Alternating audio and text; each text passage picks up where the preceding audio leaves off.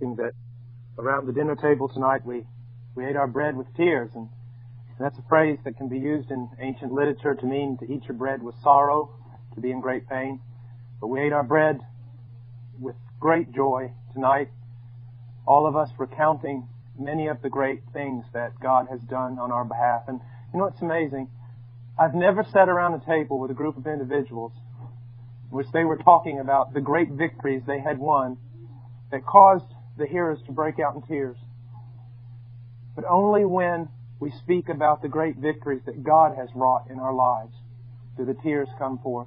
When we realize how undeserving, how unwilling, how pitiful, how small, how faithless that we truly are as men and women, and how good our God is. This is always about Him, and it is always about His goodness.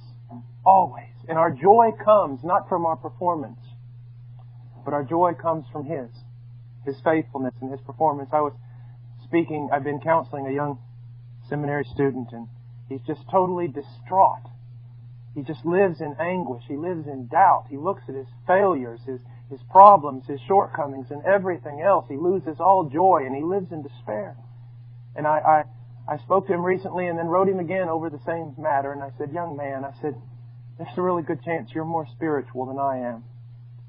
But I'm a lot happier than you are. And the reason for that is your eyes are placed upon you. You hope to find your satisfaction, your peace, your salvation, your joy in your performance. I've lived long enough with God and failed enough times to know that's an impossibility. I look to Christ. And His perfect work is never a cause for a ceasing of joy. I always have joy regardless of my circumstance, regardless even of my failure, my shortcomings, and my sin. I have joy because my life, my salvation is founded upon the finished work of Christ. And that is so important. That is more than just words. That's salvation. Now, I want us to go again to Hebrews chapter 11. We've been studying faith, walking by faith. And in verse 1 we learned that we could have assurance of things that we hope for, and we could have convictions that things exist and things that are that we have never seen, only for one reason, and that God has spoken. That God has spoken. And if you and I are to ever have faith, we must be filled with the revelation of God. We must be filled with the knowledge of God. It is so important to understand that faith is nothing more than presumption. It's nothing more than a leap in the dark if it is not based upon, thus saith the Lord. And so our God has promised us. And in verse 2 we saw that men of old gained approval by faith. This is always the case. And yet this goes totally against every form of man-centered, man-invented religion. All of that has to do with gaining approval by works, gaining approval by performance, gaining approval by doing this or doing that. But we understand that men of old in the Bible, and women of old, as we will see, they always gained their approval before God through faith, through believing Him. Something very important about this, and something I always tell people, that you will never be anything except a recipient of God's grace. That's all you will ever be. And we reach out, we extend our hands to be recipients of that grace by faith in Jesus Christ. In verse 3, by faith we understand that the worlds were prepared by the Word of God, so that what is seen was not made out of things that are visible. This is such an important statement. If we can believe, if we believe that there is a God, and we believe that this God has such power that He can not only create but also sustain the entire universe, then is there anything impossible for Him? Is there anything impossible for Him? We wonder sometimes, can I trust God with my family? Can I trust God with my finances? Can I trust God with my children? You trust Him every day with these things, whether you know it or not, because He sustains the very universe in which they exist. And if we come to the conclusion that He can do the most miraculous, which would be to create a universe and sustain it, then every other thing is trite before Him. Every other thing is simple. It's a tiny thing. If I can solve this one question, is there a God? Is He who He says He is? Then everything else is over. I can trust Him. I can trust Him. Now, in verse 4, by faith Abel offered to God a better sacrifice than Cain. This is very, very important. That his sacrifice was not acceptable because the difference between blood and grain and this and that and every sort of thing. It wasn't, his sacrifice wasn't more pleasing to God because of something that was in it. It was more pleasing to God because it was offered by faith. He truly believed, as we are going to see later. He came to God believing that God was and that God was the rewarder. I can imagine Abel taking his offering it to God in knowledge that he had something to offer because God gave it to him. And that he was giving something back to God, knowing that it was the right thing to do and that God is the rewarder of those who seek Him. Where Cain, on the other hand, is probably thinking, as so many people do, I don't know why I'm having to give this to God. I had to earn it with my own sweat. How many people speak that way with regard to their time, their employment, and their finances? Well, I don't know why I need to offer this to God. I'm the one that had to go out there and earn it. Little do you know, old proud and stupid man, the very breath that you drew every second of every day came from Him. The power, the ability, the intellect, whatever's required to do your job, it came from Him. Abel recognizes, I have something to offer because God gave me something to offer. And Cain's thinking he did it all by himself. All by himself. And that offering it was just some pathetic, stupid little religious ritual. Why do I even want to bother with this stuff? I'll do it because it's to be done. There's really no use in it. Now, none of us would say that, but we spoke last night about something very important. We do many religious things, even good things, not by faith. When we sing a hymn unto God, when you sang here this evening, it should have been by faith. Believing that God is. Believing that God receives such a sacrifice. Believing that it was pleasing to God. That it was actually doing something. That it was actually reaching the throne of God. That God was actually hearing your song, your singing, your heart. It just wasn't some empty religious activity that you were doing. This is also good for the servant of the Lord who is burdened by many, many years of service and many, many years maybe of not seeing much fruit, but realizing, no, there is a reason to offer. There is a reason to give. By faith, by faith, by faith. And then we see that through which he obtained the testimony that he was righteous. Something very important. Righteousness comes through faith. Always through faith. And this is very important because faith is the opposite of works. And being the opposite of works, it is also a denial that God could ever be a man's debtor. Do you know, when I study religion and I study things of that sort and study cults and everything else that sometimes I have to study, I'm well aware of something. That every religion on the face of the earth, with the exception of true Christianity, is a religion of works. Now, why is that? Why are men glad to receive a religion of works and yet will practically kill a messenger who comes to them and says, it is free, it is a gift, receive it by faith? Why is that? I'll tell you why. Because men want to be God. You say, well, what on earth does that have? No, men want to be God. Men want to be the greater. You see, the lesser is always blessed by the greater. When you have a religion of works, what you're saying is, you have blessed God. You have made yourself greater than God. God is the one receiving from you. And now, God owes you because of the things you have done. And that's why men love works so much. They would rather have a religion of works than a religion of salvation through grace and by faith. But we see that men have always been approved. They've always been declared righteous only by faith.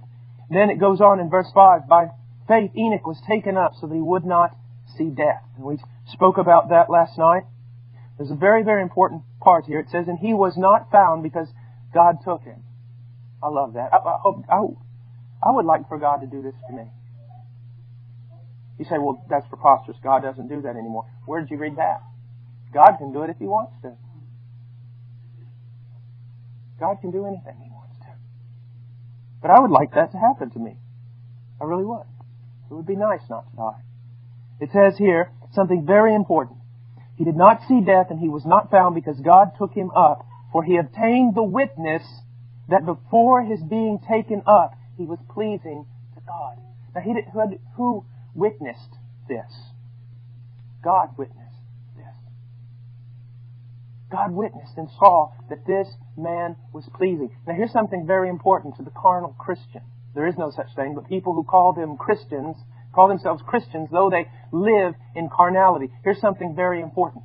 There is a doctrine out there that seems to say that men get saved, yet they never really grow in the Lord. They never have a passion for the Lord. They're always carnal. They never grow in sanctification. But bless God, they're saved. And then when they cross over, they're transformed when they're in heaven, and they become pleasing to God. But look at what it says about Enoch. He was pleasing to God before he was taken up. Before he was taken up, he was pleasing to God.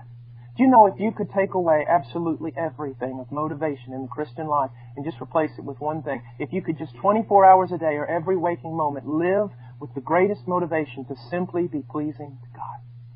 Not to do great things, not to be an important person in Christendom, not to be well known, not to be well thought of, just one thing. I desire only one thing of the Lord, and that is to be pleasing to Him.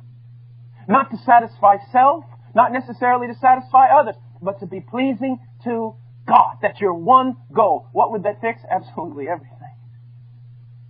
You say, well, would it fix my marriage? Yes, it would. Because your problem in your marriage is always trying to please yourself. If you set it upon yourself to please God, then you wouldn't have any problems with that selfishness anymore. You say, will it fix my relationships? Most certainly it would. Would it make me a better father? Yes, it would. Would it make me a better mother? Of course. Would it make me a better church?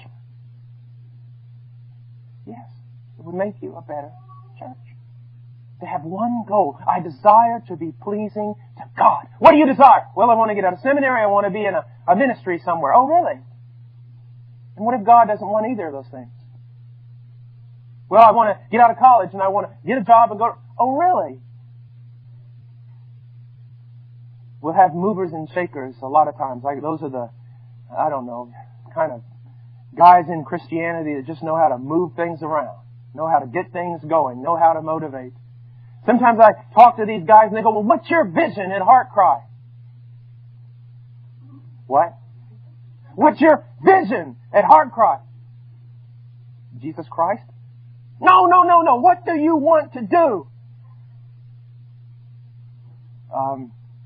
Because you get scared when they start asking you these kind of questions. Get up in the morning and pray. And then I want to read the Bible. And I want to love my wife when she comes downstairs. I'm going to play with my children and go over Ian's Bible verse. Then I'm going to go to church and I'm going to pray with Darren. No, what's your vision? I said, I don't have a vision except for Jesus Christ. I don't want to be anything. I don't want to be a big shot. I don't want to be important. I don't want to conquer the world. I just want to be pleasing to God today, and that is enough. That is enough. And strive as I might, I haven't attained that goal, so why should I look for another? See, the more I walk with the Lord, the more I realize this childlikeness stuff is really important. Visions. Should we have a vision except Christ? Isn't He the heavenly vision? Should we have plans? I mean, what sort of plans? The daytimers, they don't really work well in planning ministry. I know the necessity of organization. I know the necessity of all that. But what I'm trying to say is simply this. So many times we can have plans and schemes and all sorts of things that we want to do and we want to be, and even in the name of the Lord. And yet they're all just fodder. They're all just sawdust. And God will come and tear them all down and say, I just want this from you. What would it be like if tonight we just simply captured this one thing of, I want to be pleasing to the Lord? When we dismiss, while we're sitting here listening to the message, my thoughts, I want them to be pleasing to the Lord. And when I walk around and meet with brothers and sisters in Christ, well, in that time of short fellowship, I want to be pleasing to the Lord. And when I go home tonight and sit around the table over those marvelous cookies you made, I might say, over those cookies, I want to be pleasing to the Lord. And that's all I want to, and then I want to go to bed. That's it. That's so different than much of what's being promoted as evangelical Christianity today. But he was pleasing to the Lord, and he was pleasing to the Lord before he died. This is such an encouragement to me.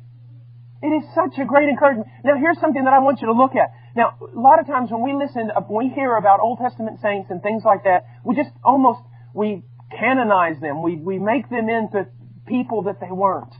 We think too much of men. When I look at Enoch and I think of this man, I think of what was he as a young follower of Yahweh? I mean, how was he? Didn't he probably stumble like me? Didn't he probably grumble like me? Didn't he have all the faults that I have? Wasn't this life of his of walking with God? I mean, he had hundreds of years to do it. It wasn't a process of growing, but in the end, he was so pleasing to God that God took him. I love what one old preacher said. You've probably heard it 1,000 times, but his explanation of this, I'll never forget. As a little boy, I heard him saying this. He said, well, this is just very simple to explain.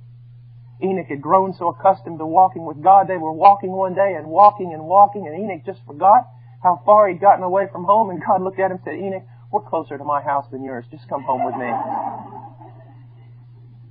I look at this, and I have had the privilege in my life of knowing men like this. Old men, and old women, saints of God. And they carry upon themselves this mark. One time a college student said, sir, you're a man of God. I said, no, I'm not. I'm 42. I'm a boy of God. You've got to be at least 65 before you're a man of God. They carry upon themselves this mark of having walked with God. They carry upon themselves this mark of having been loved by God and even chastised by God. They're broken. They're different. They glow. And then they go to be with Him. It gives me great hope. Now I'm in the middle part of my life. I've walked with the Lord just a bit over 20 years. And there is enough in my life to discourage me to think that I'll ever make much progress. But there is Scripture that calls me on to hope that I will make progress. That in the end of my days, Paul Washer will be pleasing to God because it is a thing that the Lord will see to. It will be done. And He'll see to it in your life. He who began a good work will finish it. He will finish it. He will finish it. He did that in Enoch's life. He'll do that in ours. Do not become discouraged. Do not become discouraged. By faith, realize that He who began a good work in you will finish it. Now it goes on, verse 6, and without faith it is impossible to please Him. Now why is that? The faith or lack of faith we have with regard to anyone, any person, is a demonstration and a declaration of what we think about their character.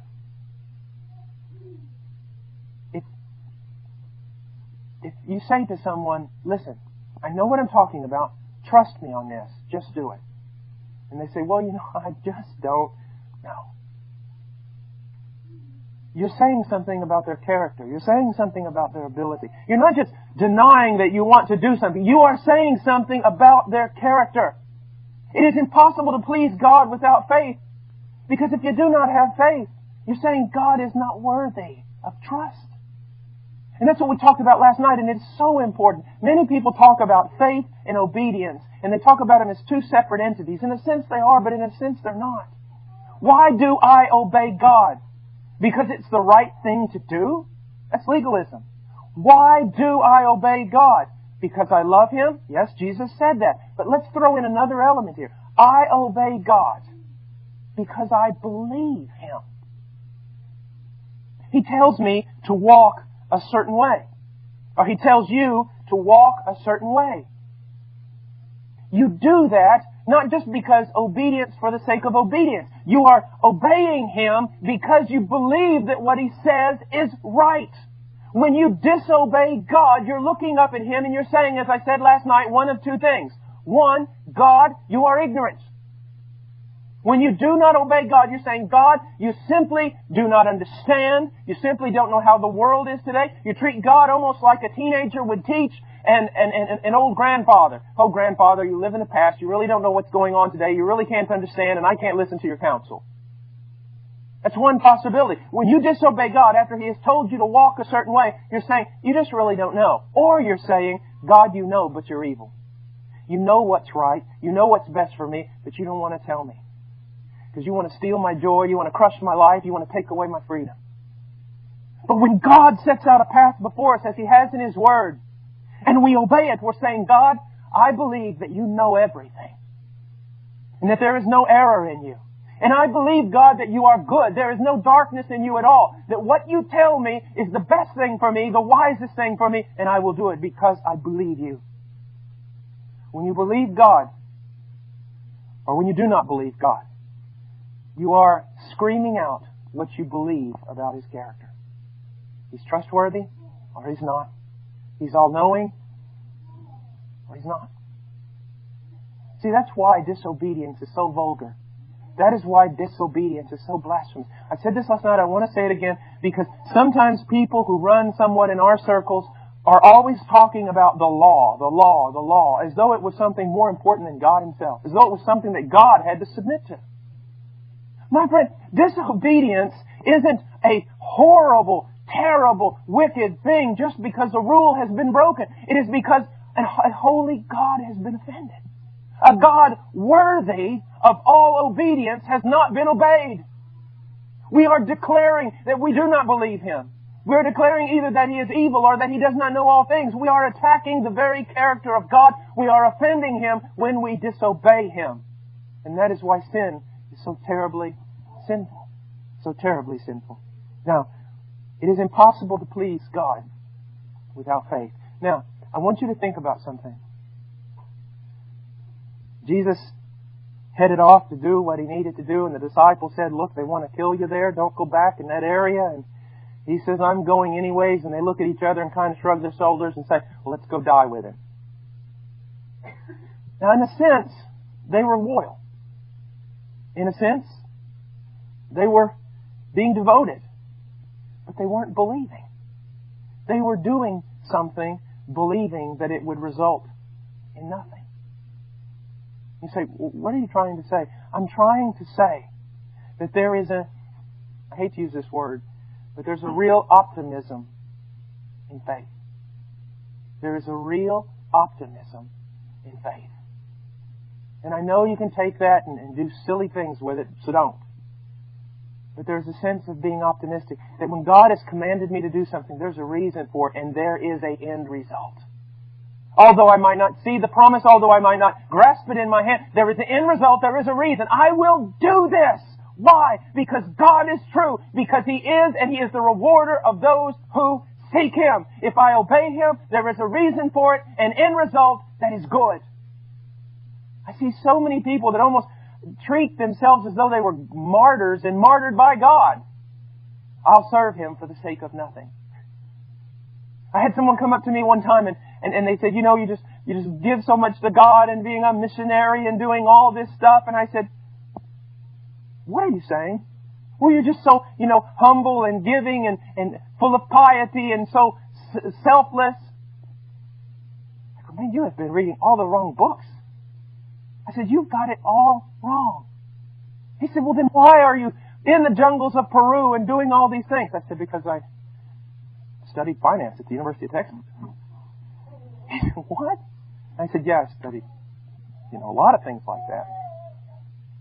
I was going to be a lawyer and I was going to, investments, and I studied all that. That's why I'm doing this. He goes, what are you talking about? I said, I'm talking about investment.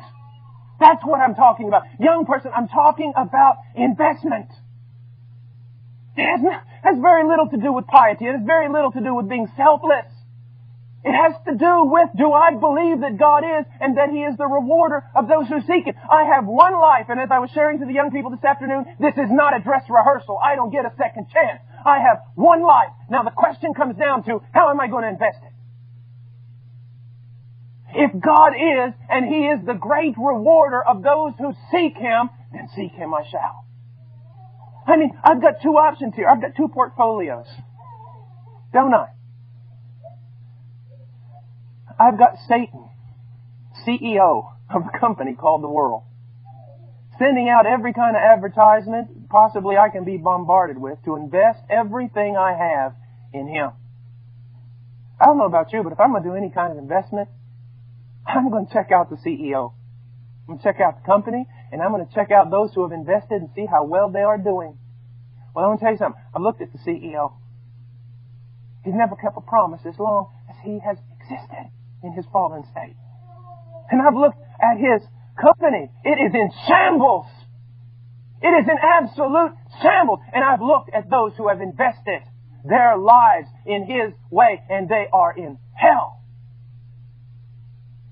And I don't want to seem trite. I don't want to seem irreverent or anything. But I've looked at the other portfolio, and there stands the Lord Jesus Christ. Truth incarnate. Faithfulness incarnate. Selflessness incarnate. Who's laid down His life on my behalf and offers me a kingdom that will not perish. This has nothing to do with some little missionary and his piety. This has to do with finance. This has to do with investment. How are you going to invest your life? Do you believe that God is and that He is the rewarder of those who seek Him? Do you believe that? Do you believe that this world is passing away? Do you believe that there is a kingdom coming? Do you believe in things that eyes have not seen and ears have not heard? Have you caught a vision of the one who died, yea, rose again from the dead? Have you had a glimpse of His faithfulness? I was very young, very strong. I'm middle-aged. Tomorrow I'll be old. Just imagine, right now, if for the last 20-some years I had been an unbeliever and invested my life in this world. Here I am. I'm 42. I'm not going to get stronger. I'm not going to get younger. I'm definitely not going to get better looking. What's happening? I've hit the other side. And if I had invested these last 22 years of my life in this world, and as I stand here right now, would I have such joy? No, I would be saying glass half empty instead of glass half full. I would be saying half my life gone, the rest of it, it's just rolling downhill. But you see, it's completely the opposite for me. This candle is going out because the sun is rising. When the sun rises, you don't need candles.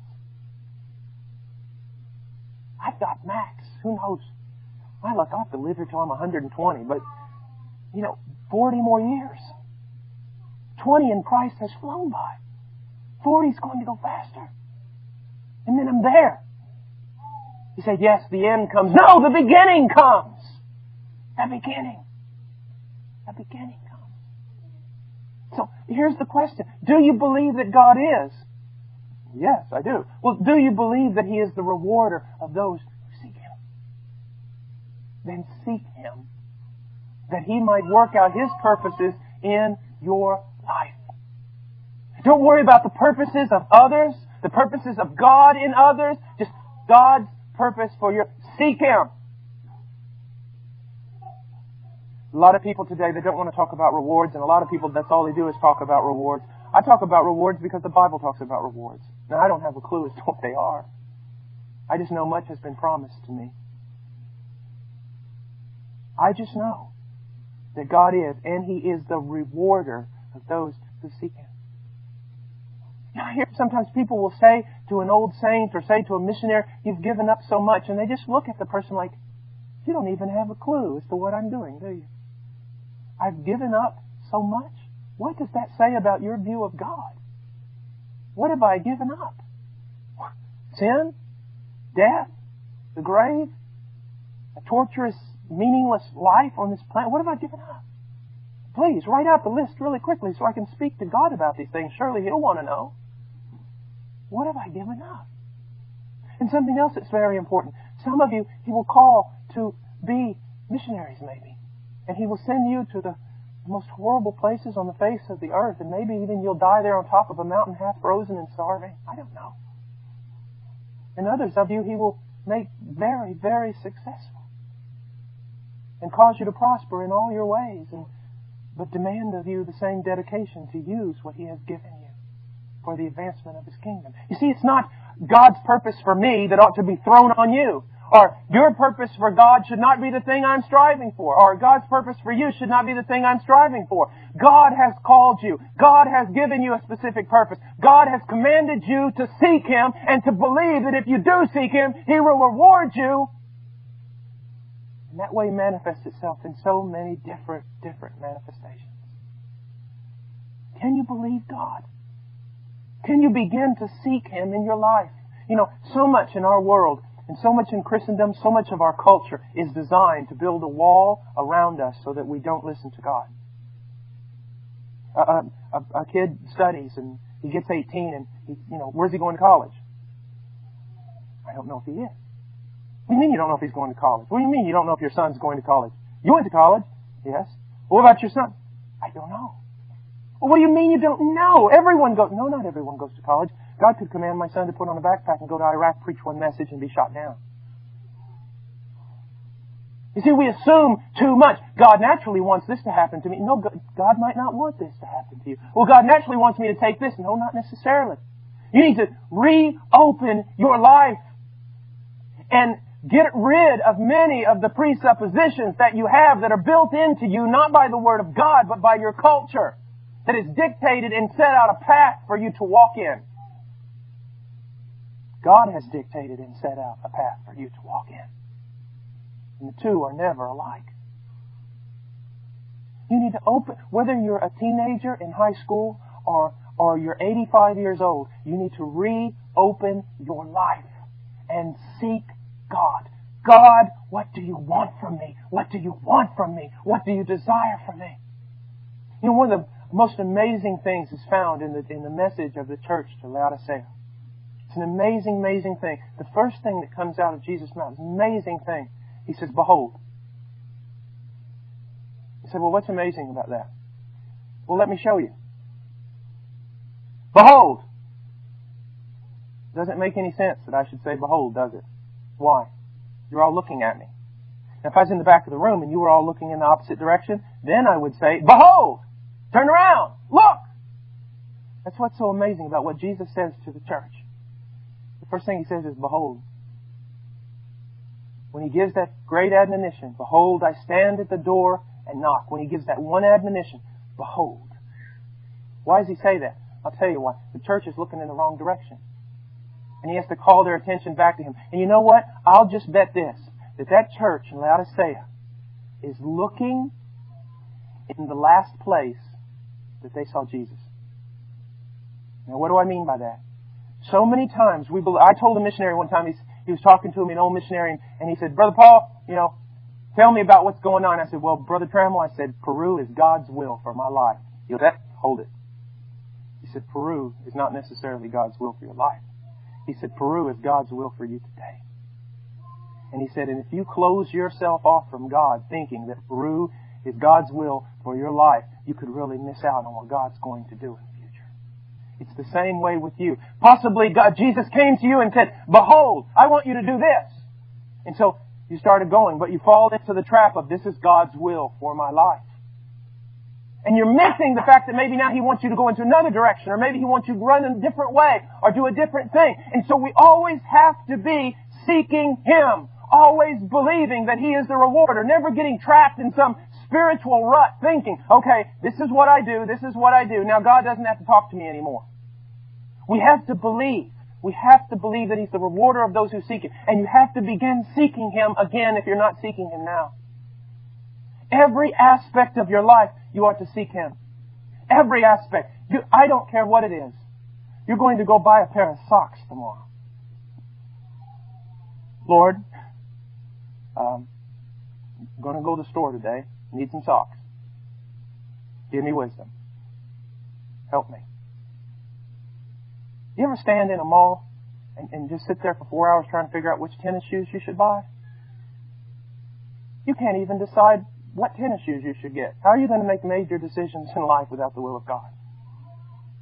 Every aspect of our life. I was teaching the young people today. It was young people. I didn't use this word, but I use it often. You're practical atheists. There is so much you do in your life, so many decisions that you make in which God is not involved. There is no idea of deity here. There's no idea of sovereign ruler here. Every aspect of our life, God should be consulted. We should seek Him, seek His wisdom, seek His direction. What do you desire from me, O Lord? Because I believe that you are the rewarder of those who seek you. He is. He is. Let me just stop here for a second and say something very, very important. You've probably sung songs or heard songs that uses the word Adonai. It's a word that means Lord, owner. It was often used by the Jew in substitution for the word Yahweh. It's one of the most beautiful words in the Bible. And of all the Hebrew words in the Bible that describe a relationship with God, that's the one most dear to me. Because it means owner. Not just Lord, but owner. Adonai actually has the idea of owner of a house. The owner. Now, in that relationship, God is the owner and I am the slave. Okay? Now think about this. Because this will set you free if you can learn this. God is the owner and I am the slave. Now, as a slave, slaves actually slavery can be actually very liberating. As a slave, I get up in the morning, I go to bed at night, I have only one concern as a slave. The will of my master. That's it. Think about talk about reductionism, simplifying life. I only have one concern. The will of my master. I get up in the morning. Master, what is your will? Midday. Master, that was finished. What is your will now? Go to bed, right before bed. Master, I'm going to bed. Tomorrow, start again. They say, well, what's great about that? I'll tell you what's great about that. Slaves only have to be concerned with one thing, the will of their master. They don't have to be concerned with what they're going to eat, where they're going to live, who's going to protect them, shelter them, absolutely anything. Why? Because that's the master's job. The slave only has to be concerned with the will of his master, and the master has to be concerned with absolutely every need that slave has. Do you know how beautiful that is? How wonderful that is? They say, what are you saying, Brother Paul? We should all quit our jobs? No. What you've got to learn is Christianity has not worked out just in the context of full-time ministers. Christianity's worked out in the context of every believer. Every believer is a slave of God. I have a doctor in the audience tonight. A doctor, he gets up in the morning. Yes, he's got to look at patients. He's got to do all this stuff. He's got to figure out stuff. But underlying every bit of that is only one thing. What's your will? Well, God says, it's my will that you be a doctor. That you be good at it. But underlying all of that, there's just one question. What's your will? And then what happens? Then God has to take care. It's almost a covenant relationship the word Adonai describes. I have made covenant with God to do one thing, to be His slave and to concern myself with His will. God has made covenant with me to take care of me and my own. And in 20-some years of walking with God, He has never broken His covenant. I have broken mine. He has never broken His. There has never been a time a need has not been met. There has never been a time I have not been cared for. He is the rewarder of those who seek Him. Make this a little pastoral. I was at a church in Barranco in Lima, Peru that was, while I was pastoring it, it grew. It had about 200 people. It was going extremely fast. A lot of things were happening. And a man who was used of God to really be a blessing to me down there, he came to me one day and he was watching all the services and all the activities and everything that was going on. And he walked up. He's like the Apostle Paul of Peru. He's a bald-headed man. He walked up and he goes, "It's not good, Paul." And I said, "What, Brother Hurtado? What's not good?" "It's not good. You're leading your people into idolatry." And I said, "What do you mean?" He goes, "You're everything for them." He said, "They got a problem. Where do they go?" I said, "Well, they come to me. I'm the pastor." "Oh, I wasn't aware they're supposed to do that, Paul."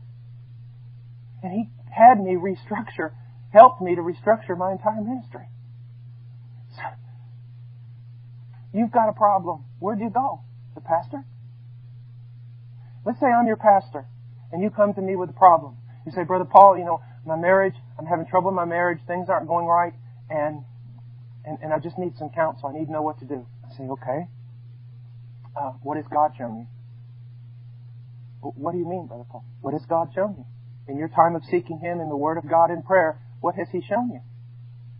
"Well, I came here. I need help. You see what's happened? They have not gone to God. We've developed some popish system that isn't biblical. I say, listen, dear brother, we can't work it this way. Here's what I want you to do. I want you to go home. And I want you to go home for the next week or two, however how long it takes, and I want you to seek God in prayer. I want you to seek Him in His Word, and I want Him to tell you what you ought to do. He says, but I don't even know where to look, Pastor. Oh, well, that's where I come in. I start writing out verses, passages for him. Here.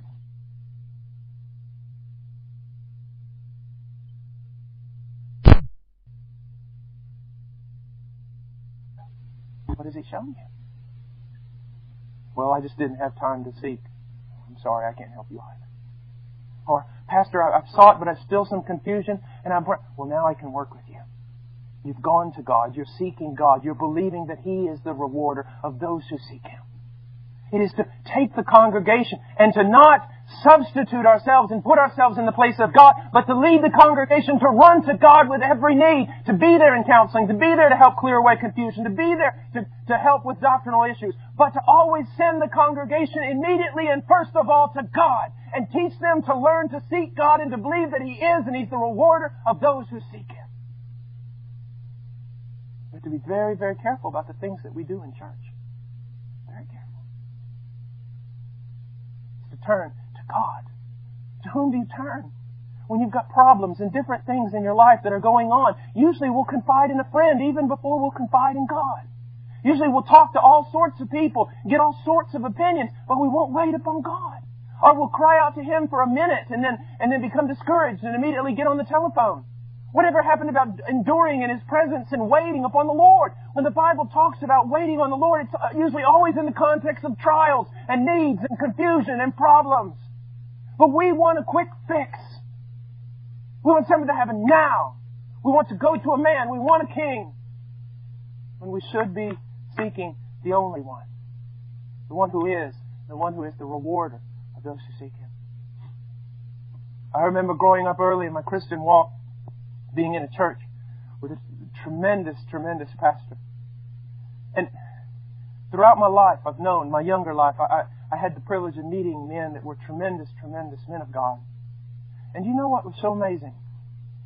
God never allowed me to enter into any of their inner circles. God never allowed me. He never allowed one of those men to befriend me. He never allowed one of those men to take me under their arm. I always felt like I couldn't figure out, why am I the outcast? I mean, all my friends are discipled by Him. They won't even look at me. And sometimes it was resentment. Sometimes I would get mad. I think, well, what am I? Just some dead dog somewhere? No one wants to help? I knew God was training me. He wanted me to learn to look to Him and to Him alone. He sent me to Peru for years and years alone, with no missionary organization, no anything. Just a little church in a cornfield back in Illinois that was willing to send me. Wanted to teach me. Look to me alone. Alone. Alone. I'll give you no king. I'll give you no help. I will be your helper. Now, can God use men in mentoring and discipling? Of course He can. Can He use women in mentoring and discipling? Of course He can. Are there a lot of people who influence our lives and help us in our daily walk? Of course. All that is biblical. But when it comes down to it, with everything in your life, whom are you seeking? Whom are you seeking? So many people want second-hand revelation, don't they? Moses, we can't stand to be in the presence of God. You go there and then you talk to us. What a thing they traded off on that day. What a privilege they traded off on that day. Can you go to your pastor for counseling? Of course you can. But to whom should you go first? To God. Because He is, and He's the rewarder of those who seek Him. Before I go into verse 7, I want to iterate something that is of such importance, something of grand importance. I have met missionaries who have given their lives on the mission field. I have met people who have lost it all on the mission field. But if you were to even hint to them that they had somehow given some great sacrifice to God, they would become nauseous. And I mean that. Because God is the rewarder. No one can outgive God because God is no man's debtor. You cannot outgive Him. You cannot be kinder. You cannot be more faithful. You cannot be more generous. You cannot be more selfless than God. Like one preacher told me one time, goes, you got a little shovel, God's got a big shovel. You shovel it out, He shovels it in, His shovel shovels more than your shovel. And I have seen that. I have seen that. Over and over and over again. So many stories that I could just right now tell you that God has worked for me. So many testimonies of His faithfulness in our mission. So many times Him coming through at the last hour in unbelievable deliverance. So many times. I set myself many years ago to follow the example of George Mueller. Because as in his day, he desired to show people that God would meet the needs of a ministry, even if that ministry never made their needs known to a single man. And we have set upon ourselves to do that very same thing. In all the days of my life that I have practiced this, not one time has God failed. Not one time. We were in tears this evening talking about God's faithfulness in the mission, because if some of you know of George Mueller, he would present a presentation twice a year, once a year, about how God met all their needs. Now, he would never make that presentation when they were in the midst of a trial, because he didn't want people to see that they had needs and then be motivated to give. He would always wait until the trial was totally over and the victory was won. About 2 months ago, for the first time in my life, I sat down in my office and I felt God say, okay, now, write. Tell, write from this day forward of my faithfulness. That was in November. We support almost 90 missionaries and their families. And we tell no one our need. In November, the moment he told me to start writing, support stopped. It stopped. We were at the 25th day of November and not one missionary on the field had been paid. The staff had not had salaries for a month. And yet not one staff member went hungry. Not one staff member failed to pay a bill. As a matter of fact, all of us got together and figured out that somehow we prospered more without getting a paycheck than when we got one. And then started coming, and God met every need of every missionary. He has never one time failed. Never one time in all these years. Do you know how many missionaries? 90 missionaries and their families? Do you know what that requires? And do you know that God has met it every month, every year, and never one time has He failed? Never once having to call, never once telling someone our need, and then all of a sudden, people just start giving. Go out to the mailbox after receiving almost nothing, and the mailbox is filled. God has never failed. Never failed. So many times I have sat there in my office, I have cried, I have grumbled, I have doubted, I have been miserable, so many things, not trusting my God. And in spite of my lack of faith, He has never failed. This is not about the faith of some super spiritual saint. It is about some weak, grumbling little child who can't even learn one lesson about faith. And yet God never fails. Can't you trust a God like that? Can't you begin to trust a God like that? Now, I have a little plaque in my office that said, God gives the best to those who leave the choices up to Him. Can't you trust God with your finances? Can't you trust God with your needs? Some of you want different things and need different things, and you go in debt to get them, when only if you would have waited upon God, He might have provided that very thing for you without cost. You see, this is not just something that's dealing with missionaries. This is about every aspect of our life. I'm praying for shoes. And last week someone bought me these shoes.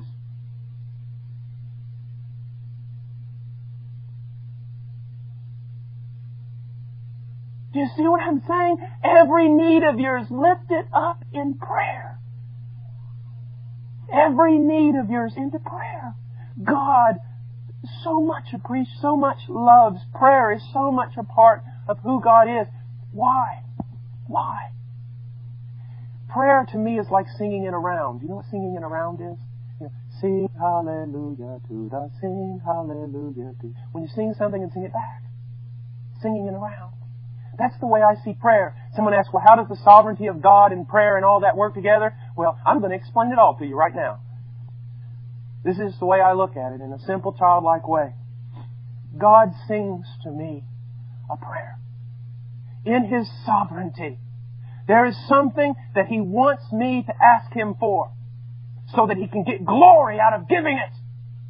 And so He sings to me a prayer so that He will lead me into praying a prayer that I will pray back to Him and that He will answer. Well, why doesn't God just give it? Because He wants double glory. See, if I didn't pray for it and He just gave it, I would give Him glory for giving it. But not only do I give Him glory for giving it, I give Him glory for answering prayer. Singing it around. I had a friend, Herb Williams, and I love him so dearly. You know, when I get around a bunch of Calvinists and they start bad-mouthing Arminians, I just think about, oh, Herb. He loves God more than I think I ever will, and he's as Arminian as he can be. And if that offends some of you, well, you can just get glad in the same pants you got mad in. But I remember one time he wanted a guitar. He prayed for 6 months. And one day he walked out at like 8 in the morning, getting ready to go to the ministry. We all worked in a street ministry. And he opened the door, and there on the porch was a guitar. You say highly impractical. Everything my God does is highly impractical. You see, one of George Mueller's greatest desires was that people would see the ministry that God had given him, and that those people would trust him, would trust God to meet their daily needs, would trust God to take them by the hand and lead them. My greatest desire for Heart Cry is not missions. It's really not. The main purpose of Heart Cry, and God would never allow me to do it before, would be to tell people He never fails. And the wonderful thing about it is that spiritually, I am a loser. If you only knew what I really am. If you only knew how much I whine, how much I doubt, how much I'm faithless. If you only knew the times I can't even have a quiet time. I can't even get up enough gumption to read my Bible for 2 days. I know most people don't want to hear that because they want to honor men more than they should. And people get mad at me for saying that. It's true. I have trouble obeying. I'm talking about theology. I'm still working on trying to figure out how to love my wife. I can't think of one reason except that He set His seal upon His children to do them good. You see, one day when I get to heaven, Brother Jennings is not going to come up and throw his arm around me and say, I want to glorify God by telling you all the wonderful things Paul Washer did for him. He's going to throw his arm around me and say, I want to glorify God by telling you all the wonderful things that God did for Paul Washer. You see the difference? You see how twisted we can become? Well, if I could only reach this spiritual level, if I could only learn to pray this way, then yeah, God would do that too in my life. That is just stupid. Do you know what my most powerful prayer is? The most powerful prayer, when I'm in trouble, when I have to pull out the big guns. You know what my most powerful prayer is? The one that gives me most comfort at 3 o'clock in the morning in the dark? This. Lord, you know, I'm going to bed now because you know.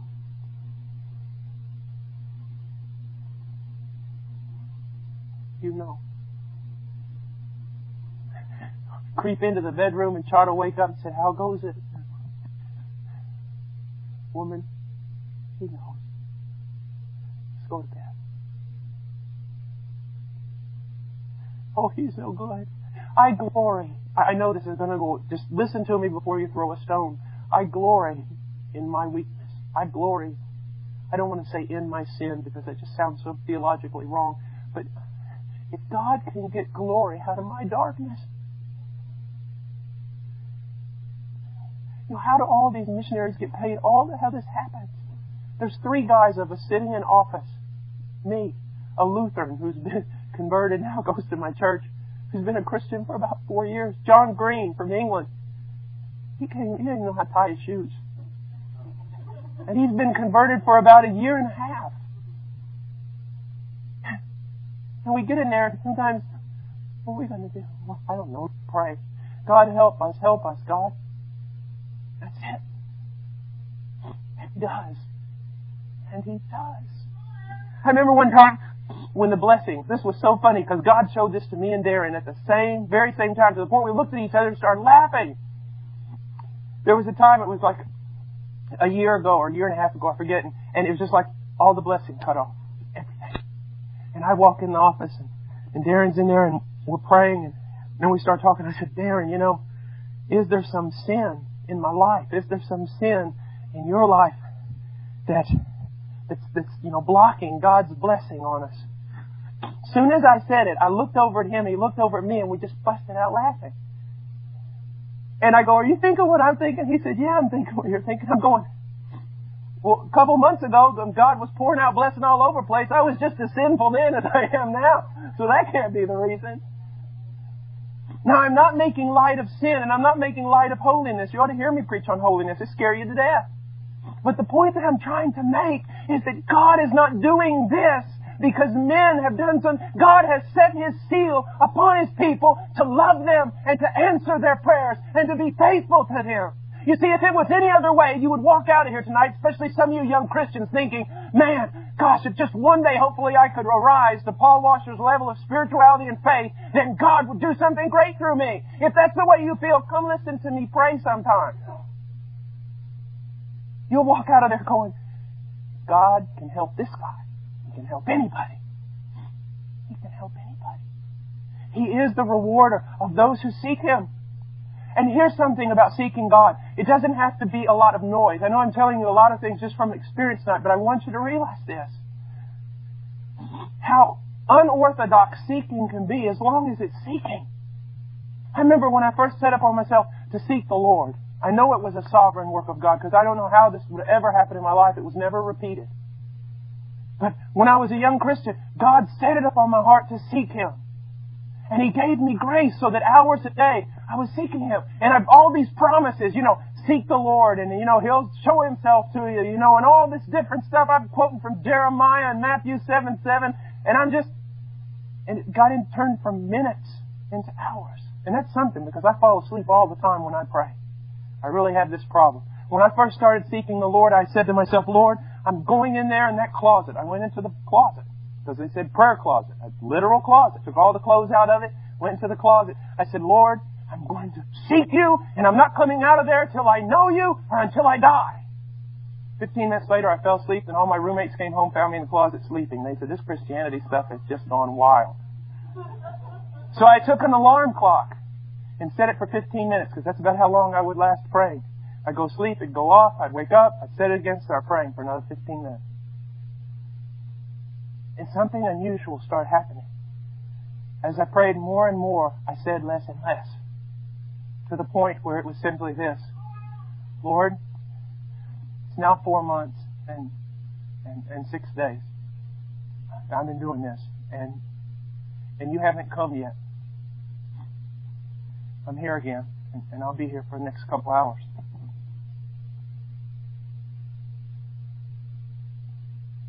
Okay, I'll see you tomorrow. Just wanting one thing. God, You said You would come. I don't have anything else to say. I'm just going to wait here until You do. And come back tomorrow. And come back the next day. And the next day. And the next day. You still have not shown up. I was a young boy. I knew nothing of the presence of God. I knew nothing of the power of God. I know nothing about how terrible God can be. Get ready to go to there was a Bible retreat in Colorado or something for college students during spring break, and I thought, man, that would be great. And I felt like God said, no, you're not going there. Go out to the hill country of West Texas and sit on a hill. I would walk around that hill for 4 days, walk around, grab rocks and throw them up at heaven so they would hit the gate. I'm still here and you have not answered. Irreverent? I don't know. Maybe it's the most reverent I've ever been. I'm still here. It's been so many months and you have not come. And then one day He came. He came. You seek Him, you will find Him. He came. You say, how do you know He came? Because when He comes, you know it's Him. He came and touched my life. And not everything changed, but some things tremendously changed. I can tell you right now that the presence of God is more real to me in this room right now than the presence of any of you looking at me. And I am not making big flowery statements. God is my witness. What I'm trying to tell you is that Christianity is not just a few things you do. It is not just a little quiet time. I hate that word. Quiet time. It's like putting your wife in a closet and coming to her at 4:30 for a half an hour saying you can come out now, and then at 5 o'clock putting her back in there again. This is quiet time. It's not just this quiet time. It's not just this rules of do's and don'ts. It's not just being faithful for no reason at all. No, there is a God out there, and if you will seek Him, He will be more real to you than anything. More reality in Him than in all the faces you can see with your physical eyes. Seek Him. He is the rewarder of those who seek Him. Not seeking to be a missionary. If you're seeking to be a missionary, stop. Not seeking to be a missionary. Not seeking to have a ministry. Not seeking to do something. And most certainly not seeking a vision. Unless it be a vision of Christ. I seek Thee. Lord, I come here with noble purpose in my heart. I speak not this night for China, nor for India, nor for the lost, nor for ministry, nor for any other thing. God, I come here with much more noble purpose. I seek Thee. Audience with Thee, and I'll not be content until I see Your face. It's the difference between secondary revelation and primary revelation. What I mean by that is this. John Piper speaks a lot, says a lot of wonderful things, but in his voice, I detect a bit of reality. I detect that what he is speaking, he has felt, he has seen, he has experienced. But I go to colleges all over the country and I hear little boys quoting Piper. Or I hear preachers quoting Piper and quoting this and quoting Edwards and all these different things. But they're just like little parrots that are parroting something that they heard from someone else but did not go to the mount to find it themselves. It's the difference between boys and men. Women of God and girls of God. Triflers and pilgrims. Oh, that one day my boy would come to me so disturbed, finding no peace, and I'd take him by the hand and lead him out into the desert and leave him there. And say, son, there's an abundant amount of rocks here. Make noise at heaven's gate until it's open. He is the rewarder of those who seek Him. And His greatest reward is Him. His greatest reward is Him. What are you seeking? Are you seeking comfort? You seek not God. Are you seeking security? You seek not God. Are you seeking personal prosperity? You seek not God. Are you seeking a ministry? You seek not God. Are you seeking to do great things? You seek not God. Seek God, Lord. On this day I choose this, Lord. Before You, with all the angels listening. Take whatever reward might be accounted to me. Whatever thing in heaven that might be granted to me, and take it away and replace it with a greater portion of You. And that will be enough. That will be enough. He is the rewarder of those who seek Him. I want to go on just a little bit farther. By faith, Noah, being warned by God about things not yet seen, in reverence prepared an ark for the salvation of his household. Now look at this. By faith, Noah, being warned by God about things not seen, in reverence prepared an ark for the salvation of his household. We have been called to do the very same thing as Noah. My primary concern for my household must be the salvation of my wife's soul, the salvation of my son's soul. their sanctification, their growth. That must be my primary concern because look, by faith, Noah being warned by God, I have been warned by God. You have been warned by God that this world that we see is going to be burned up with fire. That judgment cometh. That we are to flee from the wrath to come. That there is a new heaven and a new earth and this world is passing away. And all those involved in this world, no place shall be found for them. We have been warned by God. And when God sent His Son, He sent His Son to warn. You have been warned by God. Now by faith, you must decide, does God tell the truth? Does God know what He's talking about? If He does, you better respond. If He doesn't, then quit playing Christianity and go out and clench your fist and curse God's name. We have been warned of God. Young person, why do you not get involved in the tantalizing things of the world? You have been warned by God. And you believe Him. You believe Him. Noah was warned by God about things not yet seen. Here we go back to faith. Here we go back to invisibility. Here we go back to standing upon not blind faith, but God's Word. I have never seen the destruction of a world. I have never seen the coming of Christ with countless angels arrayed in garments of war. I have never seen the wrath of God poured forth in indescribable measure. But I have been told of such things. I have. I have not seen them, but He has told me, and He has told you. He has warned us. And so how are we to respond? By faith. What does it mean? By faith. In reverence, He prepared an ark for the salvation of His household. Now, the word that's important here is reverence. The worst way to not show reverence is to ignore. I mean, even if you get angry with somebody, it shows some importance. But when you just totally ignore them, like the worst thing to do, anybody who's ever done street preaching, the worst thing is not when everyone gets mad at you and gathers around you and starts arguing with you. The worst thing is when you stand out there in the middle of a tavern street or something and start preaching and people literally walk by you like you don't even exist. You want to feel foolish. I mean, you talk right in someone's face and they look right through you like you're not even there. How did Noah reverence God? He believed God. And he believed His warning and he acted upon it. Sir, you show no reverence for God when you do not heed His warning by faith. When you do not heed His warning in your household by faith, you do not reverence God. You are not taking His warning seriously. The Bible, one of the reasons why the book of Revelation is written in apocalyptic literature, that means symbols and signs and everything, is because I'm convinced it is speaking of the judgment of God. Well, why? Well, for this. Apocalyptic language, in my opinion, if I had to write a definition, apocalyptic language is when the prophet sees something so beyond the human mind to comprehend that it almost sends him to the border of insanity. And he cannot understand it, and not only can he not understand it, it is so awesome, so otherworldly, he cannot describe it. And so he is there just grappling for words, trying to do the best he can with this limited human language to describe something that goes beyond the mind to comprehend. And that's why the Bible goes into apocalyptic language when the wrath of God is described.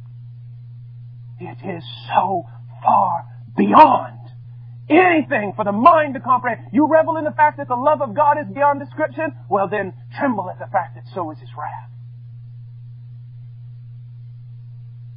And Noah, he showed that he reverenced God because when God gave the warning, he took it seriously. I've got one task now. Build an ark for the salvation of my home. Build an ark. That's an amazing thing because no one had ever seen it rain. Hey, well, you build an ark out in the, you start building an ark right in the middle of Missouri. Hey, what's going on? Are you out of your mind? An entire investment of your life, the massive work involved in this. Why are you doing this? Because God has spoken about things not seen and not believing. You may be a college student and you've been, on the road to prosperity and everything else, and God does a work in your life, and you go home to your parents and say, I'm going to be a missionary, something like that. They go, the sacrifice, the loss, the everything else that you're going to have to go through. Why on earth would you make a decision like this? Because I've been warned of things not seen. They're offering you the most incredible job in the world in that place. I mean, it's just like you're going to triple your salary, you're going to do this and that. Why don't you take it? Because I've been warned of things. That doesn't go along with the will of God. And He built an ark for His household. I tremble at being a parent. I'm so afraid. I know my inability to teach, my inability to lead, my inability to know when to discipline. I know the depravity of my children. And they deserve hell. I know the only hope for them is God. But I know that I'm called to prepare, to act, to heed the warning in reverence, to do all that I can. He goes on, now this is very, very important, especially for those of you who are involved in work. I don't want to say secular work because there's nothing secular for a Christian. Those of you who are not in full-time ministry, you're out there in the factories, you're out there in the plants, you're out there in the stores, you're out there doing the work, you're out there farming. I want to give you something that maybe will help you. It says, He prepared an ark for the salvation of His household by which He condemned the world. I have a friend right now, his wife, about a month ago, just left him and the boys. Gone. Just left him for another man. Before she left him, he knew there was problems. He knew all this stuff was going on, and he would pray. Now, he was too passive in my mind. But the only thing he would pray and pray and pray. He wouldn't condemn her. He wouldn't fight against her. He wouldn't try to make her feel horrible about things she was doing. He would pray and pray. And every time she would walk by the door and just see him pray, she hated him. She'd say, "You religious hypocrite, you this, you that." He wasn't talking to her. He wasn't rebuking her. She was not even in the picture. He was talking to God, and she hated him for it. For the same reason that when Noah built that ark, he condemned the world. When you, sir, sit down at your factory and you go over by yourself, you don't do anything to anybody else, you're just lunchtime at your factory, and you go over there at the lunchroom and you sit down with your meal and you fold your hands just to pray. You're not making a big scene or anything. You're just asking the Lord to bless your meal, and someone cracks some wise crack remark to you and gets mad. You didn't say anything to them. You didn't judge them. You didn't do anything, but now they're calling you holier than thou, hypocrite, goody two-shoes. You think you're better than everyone else, and you haven't done anything. Why? Because one act of faith and righteousness, when a wicked man sees that, it rebukes him and condemns him. Even though you don't say anything. You're at your job at some store somewhere, and there's several of the salespeople there on the floor, and they're all telling you, you're sitting there, and they begin to tell a joke that's off-color, that's not right. You don't say anything bad to them. You don't tell them they shouldn't do it. You just calmly and politely and quietly walk away. And the moment you do it, they begin to call you everything that they can possibly call you. They begin to hate you. Why? Because when the wicked see the righteous, it condemns them. It condemns them.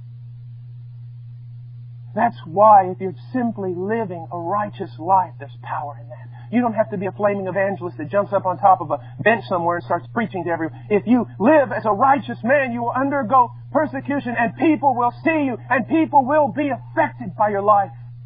Noah built an ark and condemned the world. That's one part of that meaning. But another part is this: do you condemn the world? Just really quick, look in chapter 12, verse 2. Fixing our eyes on Jesus, the author and perfecter of faith, who for the joy set before Him endured the cross, despising the shame. Do you despise the world? Do you despise the world? There is a healthy, sensible way in which you and I are both to despise the world, to condemn it, to treat it with contempt, or to treat it as something not a part of us. The Peruvian pastors used to get a big kick out of it all the time. One of them asked me one time, says, "Brother Paul, one day they'll make you president of the United States." And I said, No. I said, "That's never going to happen." He said, "Why?" I said, "I would never step down from my high position to be something as small as the President of the United States."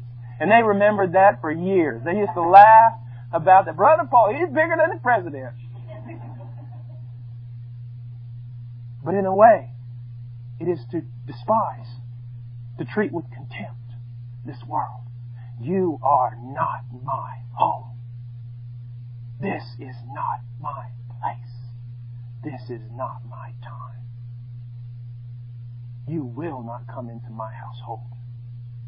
I have nothing to do with you, and you have nothing to do with me. I have been crucified, and you're crucified to me. How dare you bring that into my children? How dare you bring that into my household? How dare you tempt me? That sickens me. Your world nauseates me. And we don't go about saying that verbally. We don't go around saying that. But there is a real sense of burning zeal in the heart of a Spirit-filled Christian in which they look at the world with contempt. They despise it. Just like Jesus despised that shame, He turned His nose up to it for the joy that was before Him. You'll not affect me. You'll have no power over me. I won't back down from you. There's a fight out there, folks. A real fight. I'm not talking about political conservatism. I'm not talking about right wing or left wing, because in my opinion, both wings are on the same bird and it's no count. I'm talking about a real spiritual battle. We are to be praying. We are to be watching. We are to be guarding. We are to be going on in our faith. Condemn the world. The cross before me, the world behind me. I'll not be like Lot's wife. I'll not turn around and turn into a pillar of salt, a lifeless, stupid thing. I'll not put my hand to the plow and then take it off. I'll not run back to my fishing boats. I'll walk the way of the Nazarene. And that's what Noah did, and that's what I appreciate so much about Noah. It says, by which he condemned the world and became an heir of the righteousness which is according to faith. Here we go again. This is what's so wonderful. It's not just Abraham. We hear the same thing about Abel. We hear the same thing about Noah. This righteousness that we so desire to be clothed with, this righteousness that gives us perfect standing before God, is by faith. It is always by faith. Always by faith. And tomorrow morning we're going to start with Abraham. But I want to encourage you to condemn the world, to turn your back on it, to lift your nose to it, to treat it as a disgusting thing, not worthy of an heir of salvation, to turn away from it. And I want you to look to God as the rewarder, as the one who is, and the one who rewards His people, and the one who is faithful on behalf of His people, the one who can be trusted. To live at risk. That's what we're going to talk about tomorrow. To live not knowing where you're going. To follow Him. That's all you need. Remember what I said last night? Demonstrates an illustration of faith. It's not looking across an abyss and seeing a very narrow road that you're going to walk on. That's not faith. Faith is looking across the abyss and seeing no road. No bridge. And God saying, step, because I said step. And when you step, you find it was there. But then you look for the next step, there's nothing there until you step. It is a daily thing. God wants you to walk all the days of your life, just like Enoch. Just like Enoch. You say, this is so hard for me. I have such little faith, and I don't know about this life of faith. Neither did Enoch when he started. But he came to know greater and greater measures of God's grace and goodness, which built up his faith. Do the same. And don't get trapped into this mold of, I heard from God back then. Well, God might be speaking now and telling you to go in a completely different direction. Are you living at risk right now? That's what we're going to talk. I want to talk about it tonight, but I don't have time. The risk. Are you living at risk? Someone asked me one time, Brother Paul, real quick, definition of faith. Definition of faith would be this. Oh, Lord, if you do not move on my behalf this very moment, I'm dead. That's living by faith. Let's pray.